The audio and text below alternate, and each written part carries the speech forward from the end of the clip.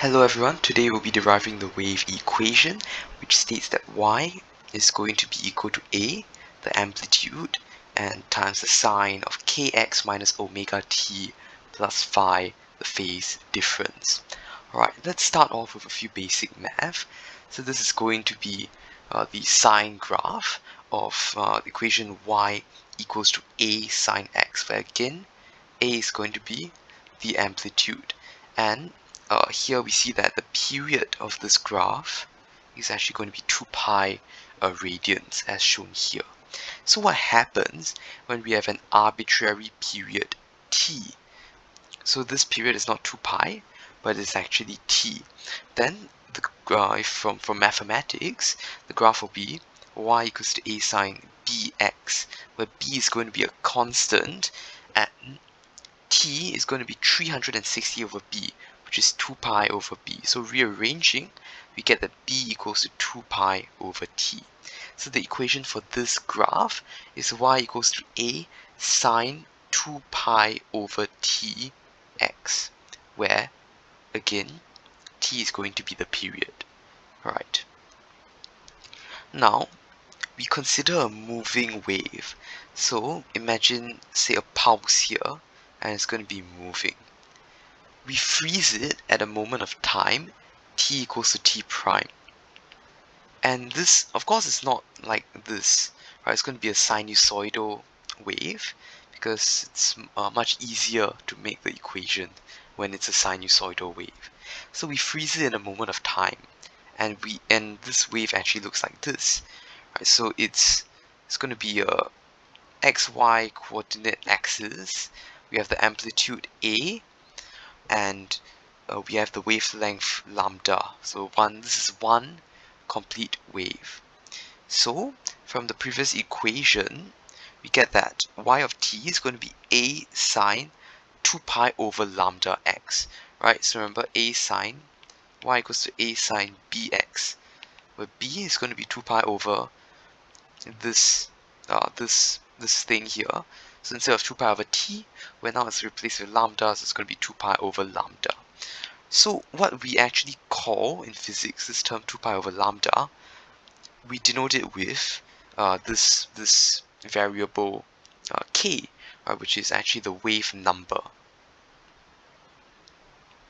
So we can write it as y of t equals to a sine kx. Now, on to a basic mathematical fact. We consider two graphs here, y equals to sine x and y equals to sine of x minus phi.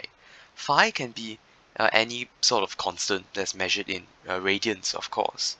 And we'll see that when we add, when phi is positive, when we add plus phi, it actually shifts the graph to the left.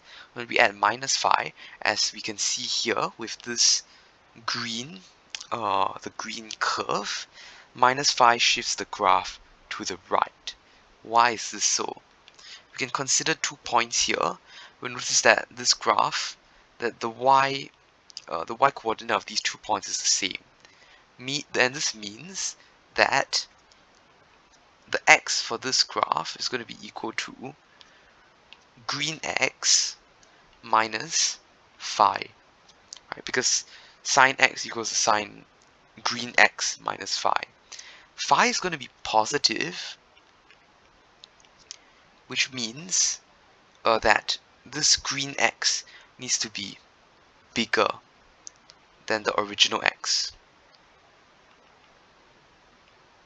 Right, or we can say like this, so which means that this particular x prime, that the position where it is going to be has a magnitude that's more than x of the original wave.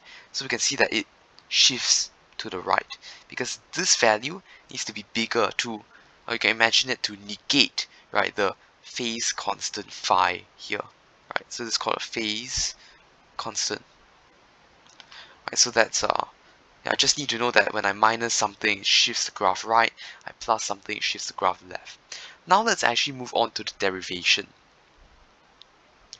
So imagine a wave, right, that is kept at time t equals 0. So this is going to be the same wave that we've seen earlier. but it moves, right? It's a moving wave. So at time t equals to t prime, it will have moved by a distance delta x equals to the v, which is the speed of the wave, times t prime. So you'll see that this actually makes sense. And what we can do is that we see that as t increases, and t is positive here, so as t increases, the graph shifts to the right. So this suggests that there's a phase constant, and when it shifts to the right, the phase constant is minus phi. Clearly phi is going to be a function of t, because as t increases, phi increases, and the graph shifts to the right more and more. So we can write that y as a function of x and t is going to be a sine kx minus ct, where c is going to be a constant, and we're going to have to find out the value of that constant. Well, let's write k as 2 pi over lambda. Right. So, and then what we will realize is that we can equate the y value here at this peak to the y value here at this peak. So I can say that y1 equals to y2. And what does y1 equal? y1 equals to a sine 2 pi over lambda x. So x is just going to be x, right? You just call it x. Minus t equals to 0, right? The first graph t equals to 0. So there's no minus, it's just simply like this. And this is going to equal to y2. y2 is a peak, and we can copy over, so it's going to be a sine 2 pi over lambda. But very interesting thing is that x is not going to be x anymore. This here is going to be x plus delta x. And delta x is v times t prime. So it's actually 2 pi over lambda x plus v times t prime. That's a new x coordinate. Minus the constant c, and we have t, right, which is, we can just call it t prime, right? In fact, if you want to generalize it, we don't even need to use the prime symbols. We can just write it like this. So we've equated these two expressions, and what we notice that we can cancel out the a's, and 2 pi over lambda x is going to equal what's in this whole bracket. So it's going to be equal to 2 pi over lambda x plus 2 pi over lambda vt minus ct. So this cancels, bring ct over, we get ct equals 2 pi over lambda vt, c equals to 2 pi over lambda v. But from v equals to f lambda, we can write it as f lambda, and this simplifies to 2 pi over, 2 pi f, which is 2 pi over t.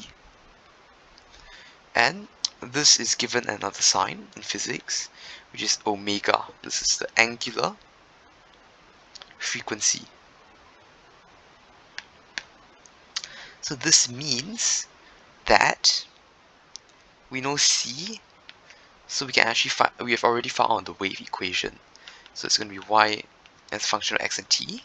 It's going to be equal to a, the amplitude, times sine of kx, where k is 2 pi over lambda, minus omega t, where omega is 2 pi over the period t. But because these waves can start at different places, so for example, I can have a wave that starts here, right? So it means that I need to add a phase difference term plus phi to compensate for this. So if you have a question and the wave basically starts here, then you need to account for the phase difference. You add the constant, right, to basically shift this wave to its original position. So this right here is actually a wave equation, so we've just derived it. So that's the topic for this video. Thanks for watching. Please leave a like and subscribe.